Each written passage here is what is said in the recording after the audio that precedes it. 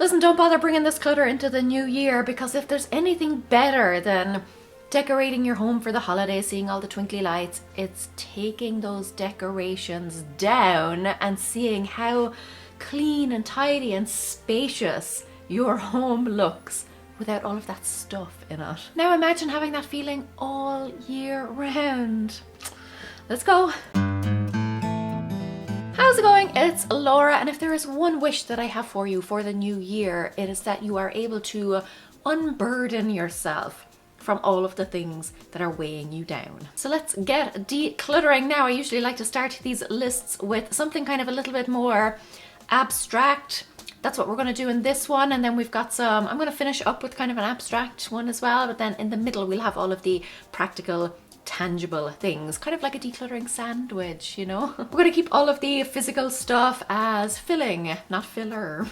Filling in the middle. By the by, a quick heads up that I am not going to be doing this series in the new year. I've been running it every year for a few years now, but I will be sharing them over on Instagram. So if you still want to keep up with them throughout the year, that's the place to follow me. Okay, let's dive into the first thing on our list, and that is guilt. Guilt over not achieving maybe everything that you set out to achieve, you know, all of your resolutions or whatever that you made at the beginning of the year. You know, as a perfectionist and someone who's very ambitious, this is a tricky one for me because I like to achieve things. I like to complete things. You know, once I start something or once I commit to something, I like to see it through. So the end of the year for me is always this really mixed bag of emotions. Like on the one hand, I'm really excited about the new year, the prospect of a fresh start, a clean slate. I just love that time of year. But on the other hand, there is always a little bit of disappointment over the fact that I probably didn't achieve, in fact, I have never achieved all of the goals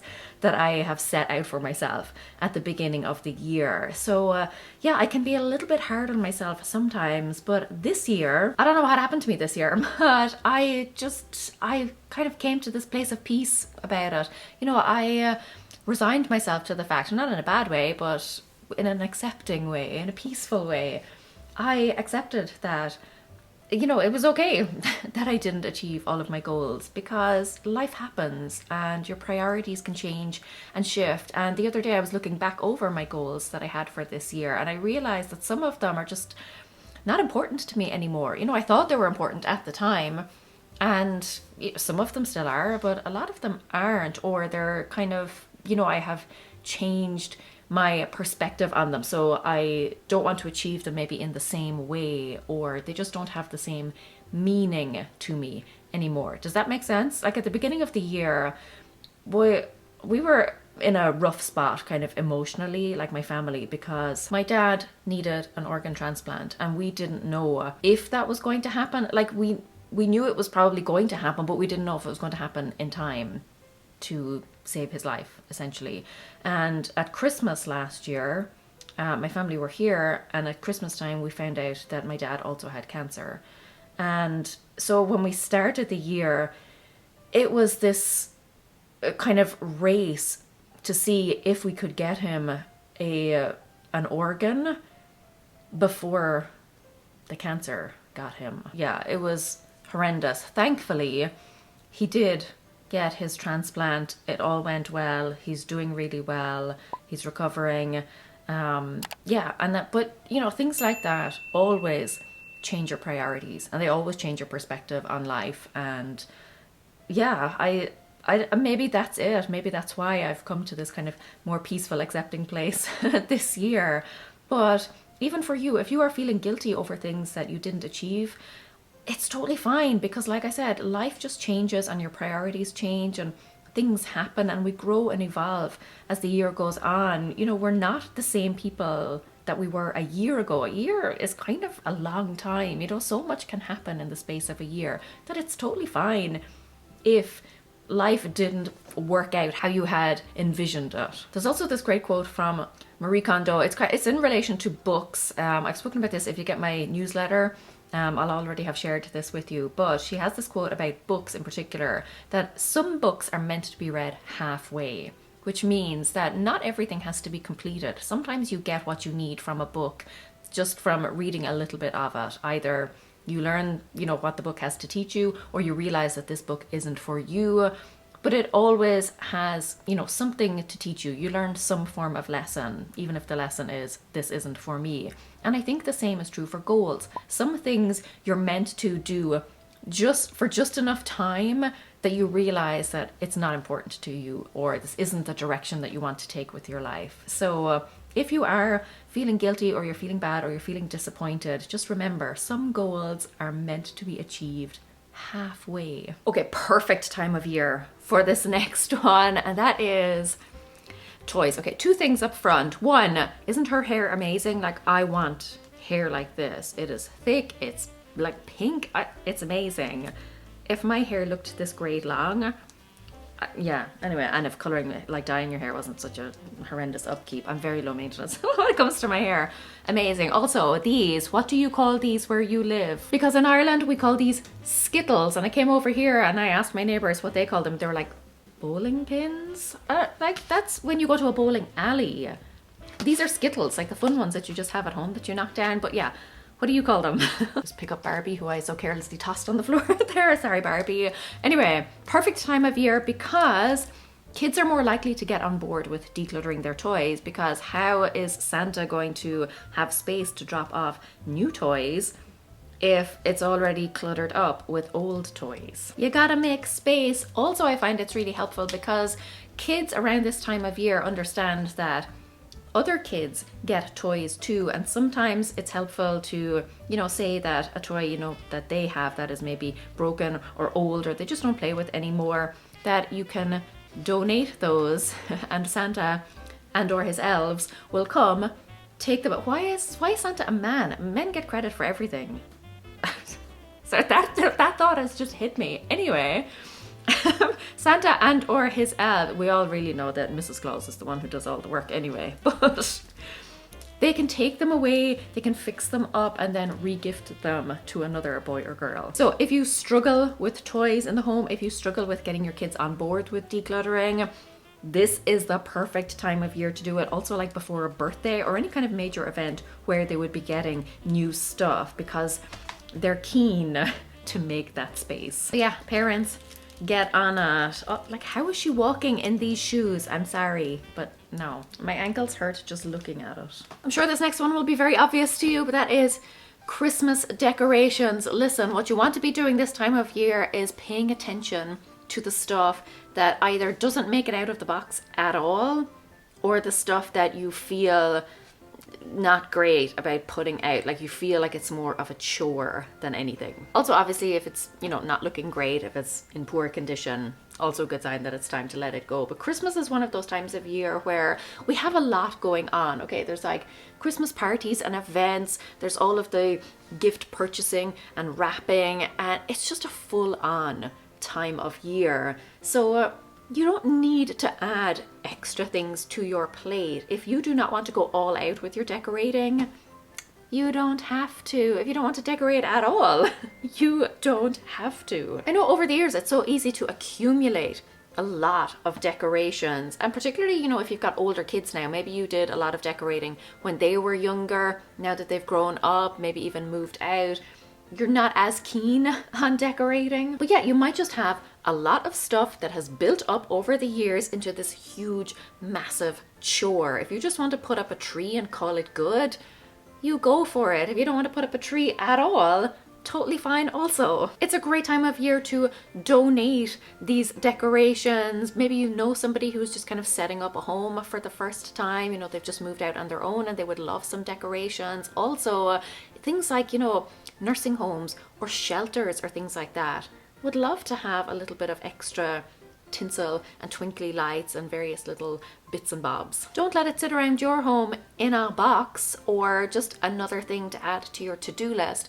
If somebody else could be really enjoying it and using it and loving it, and it could be brightening up someone else's holiday season. And I have so much cleaning up to do after this video. But next on our list is gift wrapping supplies. I'm talking all of the gift bags, gift wrapping paper, ribbons, tissue paper, even baskets. I keep this one, so I generally will use it for something. I'll generally do up some form of gift in this, and then the person in my home, like my husband or whatever, will just take out his gift, and then I will take the basket back and reuse it again the following year. Most of the supplies I have are like they were either gifted to me and I kept them, or I gifted them to somebody in the house and yeah, took it back basically afterwards. Some of them I did buy, but for the most part I think these are kind of like stuff that has been reused and recycled throughout the years. This is a good category because one, you can get rid of stuff if you just have a lot of it and you know that you're not going to use it. Again, this is one of these things that's very easy to accumulate more and more as the year goes on. So if you've got an excess of stuff, you can consider whittling that down, particularly the kind of like additional things like ribbons. I mean, I don't use ribbons or anything. We've got like 1 or 2 lying around. That's more than enough for me. But this is also a great category for natural decluttering, which is just using the stuff up, making a conscious effort to use the supplies that you have to wrap up your gifts, give them away, and that's how you can naturally get the stuff out of your home. And look, if you're hesitant about this, let's be honest. You're going to receive a lot of stuff this year, and some of it will come in gift bags. So you're going to be replenishing your supply anyway. You probably don't need nearly as many as you have. Try and use up what you have on hand and then let go of the excess. Oh, I used to be a terror for this next one, but I have learned my lesson. I think it's fine in like very small doses, but for the most part, it's just not worth it. Declutter your gift stash. You know the way you always like forget someone. So every year then you might buy an extra set of like lotions and potions or whatever because you think, oh, if I forgot someone, this will be a great last minute gift that I can just give to them if they suddenly arrive with something and I have nothing for them.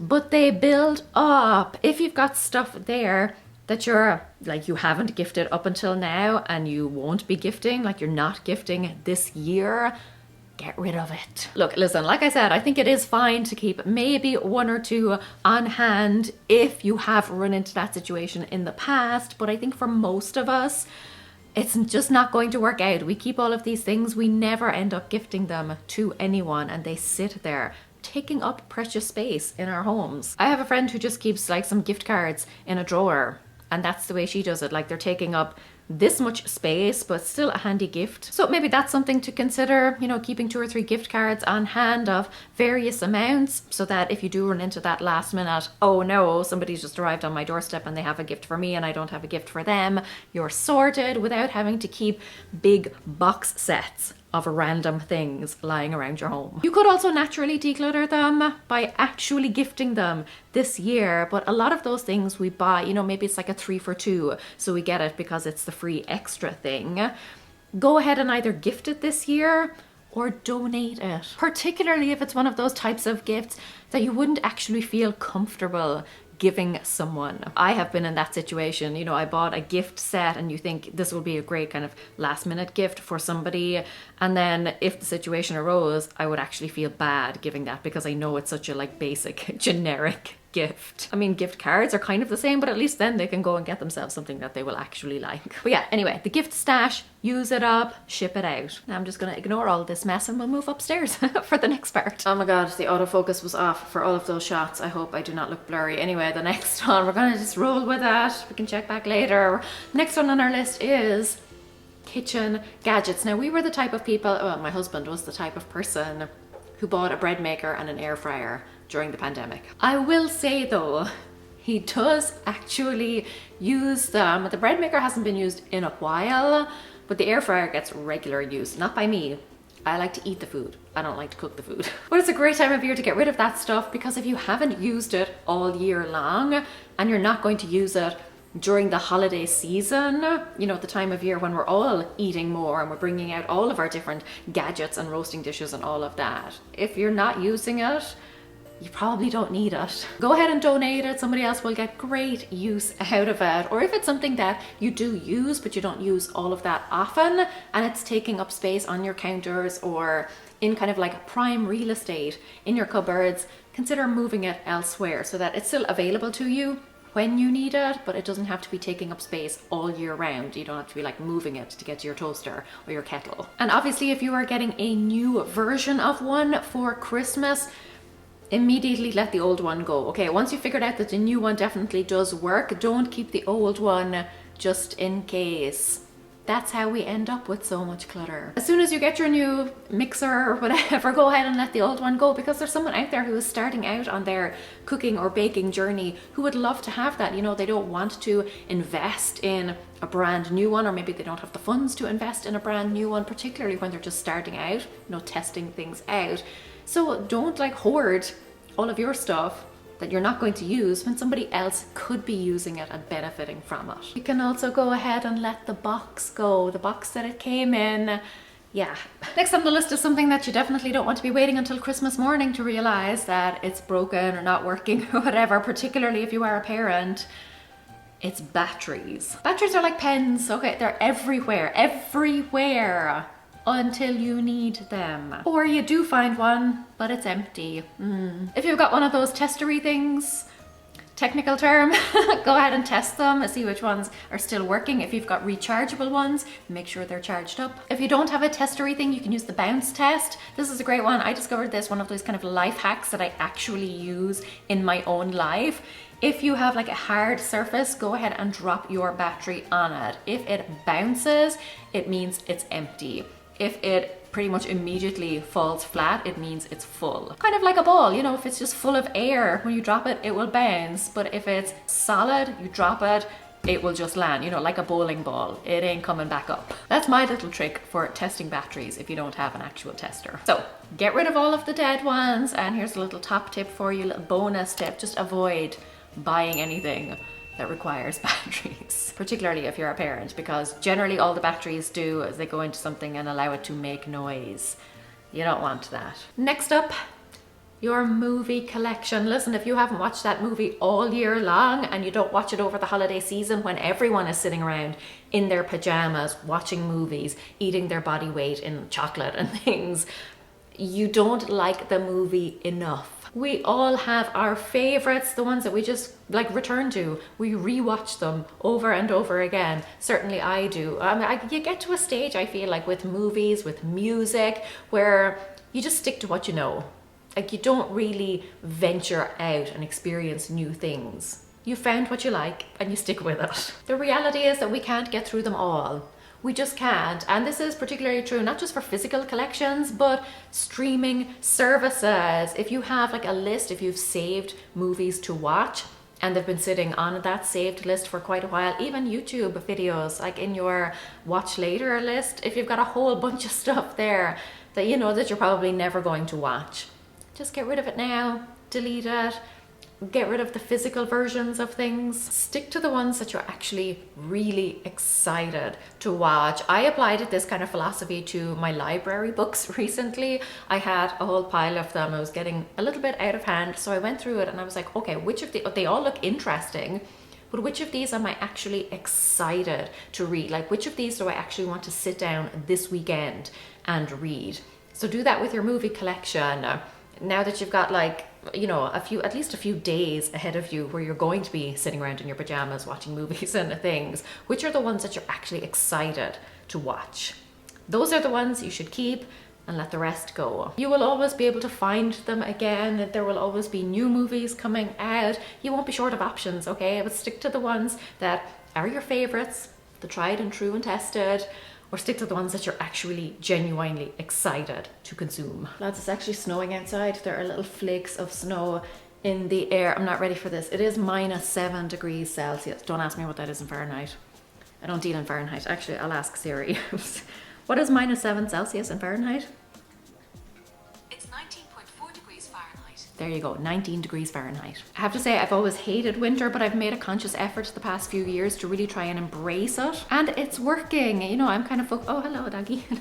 I'm focusing on the twinkly lights and how lovely it looks when it snows. You know, like it really is beautiful. Just that magical winter wonderland. So yeah, I've been training my brain to enjoy winter, and actually so far so good. This year I didn't dread it as much as I have in previous years. Again, acceptance. Anyway, next on our list, this has two parts, okay, so stick with me, but it is Christmas cards. First, your Christmas card list, okay? I'm willing to bet that you have someone on there that you have not seen or spoken to in many, many years. They're pretty much just an old acquaintance. They probably won't miss your Christmas card if you don't send it to them this year. You can just claim that it got lost in the post. Listen, we'll keep that between ourselves. But sending Christmas cards, like buying them, paying for postage, it can all add up. So if there are people on your list that you don't really care to keep in touch with, just don't. It's expensive, it's very time consuming. I never send Christmas cards. I'll write like 2 or 3 just for like the postman, my daughter's school teacher, things like that. But otherwise, I don't send out Christmas cards. So yeah, if it's like John or Mary or somebody that you used to work with back in the 1900s, as my daughter likes to call them, which is horrifying.